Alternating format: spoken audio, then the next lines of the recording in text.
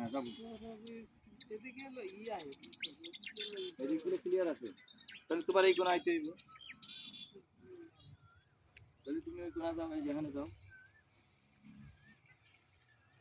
এত জায়গা থাকতে এই যে পানি সিপাস হবে না এখানে কি এত জায়গা থাকতে আমরা রেখা রেখেছি এটা